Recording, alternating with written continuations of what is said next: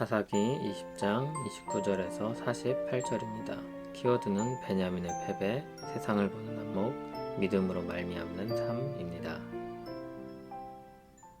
이스라엘이 기브아 주위에 군사를 매복하니라. 이스라엘 자손이 셋째 날에 베냐민 자손을 치러 올라가서 전과 같이 기브아에 맞서 전열을 갖추매 베냐민 자손이 나와서 백성을 맞더니 꾀임에 빠져 성읍을 떠났더라. 그들이 큰 길, 곧 한쪽은 베델로 올라가는 길이요 한쪽은 기브아에 들러가는 길에서 베냐민 자손이 나와서 백성을 맞더니 꾀임에 빠져 성읍을 떠났더라. 그들이 큰 길, 곧 한쪽은 베델로 올라가는 길이요 한쪽은 기브아에 들러가는 길에서 백성을 쳐서 전과 같이 이스라엘 사람 30명가량을 죽이기 시작하며 베냐민 자손이 스스로 이르기를 이들이 처음과 같이 우리 앞에서 패한다 하나 이스라엘 자손은 이르기를 우리가 도망하여 그들을 성읍에서 큰 길로 꿰어내자 하고 이스라엘 사람이 모두 그들의 저소에서 일어나서 바알 다말에서 전열을 갖추었고 이스라엘의 복병은 그 장소 곧 기브아 초장에서 쏟아져 나왔더라. 온 이스라엘 사람 중에서 택한 사람 10,000명이 기브아에 이르러 치매 싸움이 치열하나 베냐민 사람은 화가 자기에게 미친 줄을 알지 못하였더라. 여호와께서 이스라엘 앞에서 베냐민을 치심해 당일에 이스라엘 자손이 베냐민 사람 25,100명을 죽였으니 다 칼을 빼는 자였더라.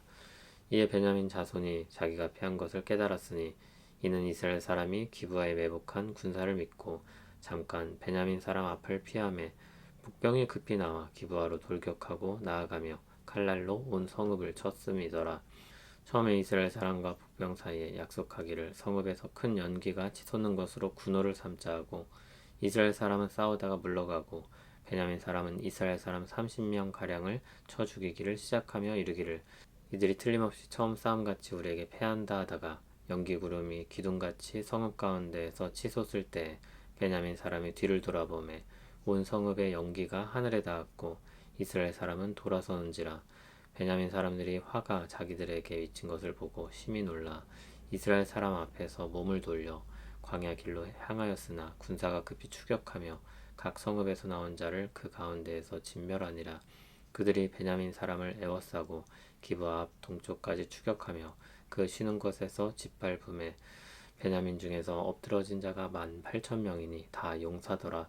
그들이 몸을 돌려 광야로 도망하였으나 림몬 바위에 이르는 큰 길에서 이스라엘이 또 5,000명을 이삭 죽듯 하고 또 급히 그 뒤를 따라 기돔에 이르러 또 2,000명을 죽였으니 이날에 베냐민 사람으로서 칼을 빼는 자가 엎드러진 것이 모두 25,000명이니 다 용사였더라. 베냐민 사람 600명이 돌이켜 광야로 도망하여 림몬 바위에 이르러 거기에서 넉 달 동안을 지냈더라. 이스라엘 사람이 베냐민 자손에게로 돌아와서 온 성읍과 가축과 만나는 자를 다 칼로 치고 닥치는 성읍은 모두 다 불살랐더라. 아멘. 이스라엘과 베냐민 싸움의 마지막 부분입니다. 승리가 이스라엘에게로 돌아갑니다. 하나님께서 이스라엘 손에 넘겨주신 결과입니다. 이스라엘은 압도적인 병력을 가지고도 계속 패배하였었습니다. 그러나 하나님이 함께 하시자 승리를 얻게 됩니다. 마지막 부분은 2번에 걸쳐서 서술됩니다. 29절에서 36절은 전체적인 그림을 그려주고 37절에서 48절은 이스라엘 관점에서의 장면을 비춰줍니다. 승리를 이끌었던 외적인 요소는 매복 전술이었습니다. 베냐민은 거듭된 승리로 자만한 상태였습니다. 이스라엘은 나가서 싸우다가 전세가 불리한 것처럼 도망치기 시작했습니다. 베냐민은 그들의 뒤를 쫓았습니다. 이스라엘의 유인책은 성공했고 매복한 병사들이 기습하여 이기게 됩니다. 그때 싸움이 아주 치열했고 쏟아져 나온 이스라엘 병사들의 뒤엉켜 아주 혼란스러운 상황이었습니다. 베냐민 자손은 자신의 상태를 파악할 수조차 없었습니다. 뒤늦게 자신들이 공경에 빠졌다는 것을 알게 됩니다. 그러나 그때는 이미 늦었습니다. 35절을 보면 이 승리는 하나님께서 베냐민을 치신 결과라고 분명하게 말합니다. 26,000으로 모였던 베냐민 군대 중에 25,000이 죽었습니다. 거의 전멸한 것입니다. 36절부터는 다시 이 싸움이 서술됩니다. 베냐민 자손이 자신들의 패배를 깨달았는데 그렇게 된 비하인드 스토리가 무엇인지를 알려줍니다. 그들은 큰 연기를 군호로 삼아서 약속하고 전쟁에 나섰다가 연기를 피우며 도망하기로 했습니다. 그리고 매복했던 병사들로 베냐민을 친 것입니다. 먼저 18,000원을 쓰러뜨렸습니다. 베냐민이 그러자 도망가기 시작했습니다. 광야로 도망하는 그들을 쫓아서 5,000을 더 엎드려뜨립니다. 그리고 또 2,000을 더 쓰러뜨립니다. 총 25,000입니다. 600명은 광야로 도망하여서 넉 달을 숨어 지내게 됐습니다. 이스라엘 싸움에 승리하고 나서도 베냐민 성읍으로 들어가서 민간인들과 가축까지 다 불살라 버립니다. 앞에서의 서술은 하나님의 심판을 말했다면 뒤에서의 서술은 이스라엘의 잔혹한 보복을 보여줍니다. 두 번의 서술은 역사의 두 측면을 보여줍니다. 마치 주사위의 다면체를 보면 보는 쪽에 따라서 숫자가 달라지는 것 같습니다. 한 역사이지만 관점에 따라서 보이는 것이 있고 보이지 않는 것이 있습니다. 하나님 시각에서 보는 것이 있고 이스라엘 눈으로 보는 것이 있습니다. 어떤 눈으로 보느냐에 따라서 세상이 다르게 보입니다. 믿음의 눈으로 보면 보이는 것들이 있습니다. 주 예수와 동행하니 그 어디나 하늘나라. 이 찬송가 가사는 정말 그런 것입니다. 사도 바울은 유대인들에게 잡히고 매맞고 모함을 당하는 등 많은 고난을 받았습니다. 그럼에도 그는 그의 고난이 그리스도의 고난에 참여하는 것이라고 했고 그의 매임은 복음을 막을 수 없다고 했습니다. 수많은 악조건들이 있었지만 그를 무너뜨리지 못했습니다. 자기 합리화와는 다른 것입니다.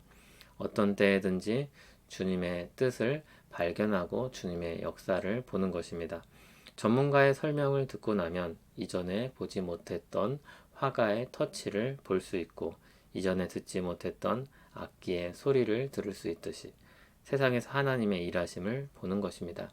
말씀을 통해 역사하시는 성령님의 은혜입니다. 사도 바울은 잡히고 신문당할 때 그리고 로마로 끌려갈 때 일이 안 풀린다, 괴롭다, 힘들다, 불평하지 않았습니다. 그렇게 가고 싶던 로마로 가게 되다니 너무 감사하고 하나님의 섭리가 놀랍다고 했습니다. 어떤 가운데서도 하나님의 일하심을 믿고 사는 것, 그분의 역사를 보는 것, 그것이 우리의 위로요, 힘이요, 지혜요, 기쁨입니다.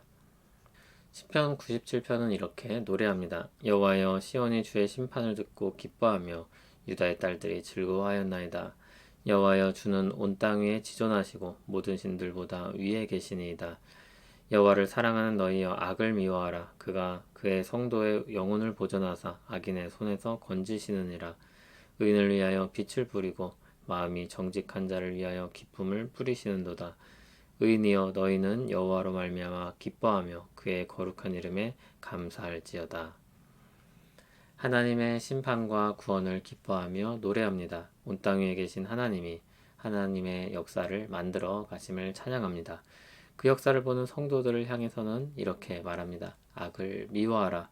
하나님이 성도를 보존하신다. 우리 인생이 그분께 붙들려 있다. 사사시대, 정의가 없는 시대입니다. 힘의 논리에 따라서 움직이고 집단 이기주의에 빠져 있고 잔혹하여서 조금 잔혹한 것은 특별하지도 않고 계속해서 더 자극적인 것을 원하며 레위인의 복수에 모두 공감하여서 일어나는 그런 시대입니다. 우리 시대에도 많이 보게 되는 모습입니다. 거기서도 하나님은 공의의 심판을 이루십니다. 거기서도 자기 백성을 구원하십니다. 어느 시대든지 하나님을 믿고 붙들고 사는 사람들에게는 그래서 희망이 있습니다. 그러므로 의인은 믿음으로 말미암아 사는 것입니다. 하나님 아버지, 걱정과 근심이 많은 세상에 살아가면서 그것들을 떨쳐버리기가 얼마나 어려운지 모릅니다. 오히려 우리는 그런 세상에 휩쓸려 가기 쉽습니다. 우리를 구원하신 하나님의 은혜와 사랑을 믿고 바라며 보살펴 주시기를 기도합니다. 우리의 처지를 아시는 주님, 우리를 채워 주시옵소서. 예수님의 이름으로 기도합니다. 아멘.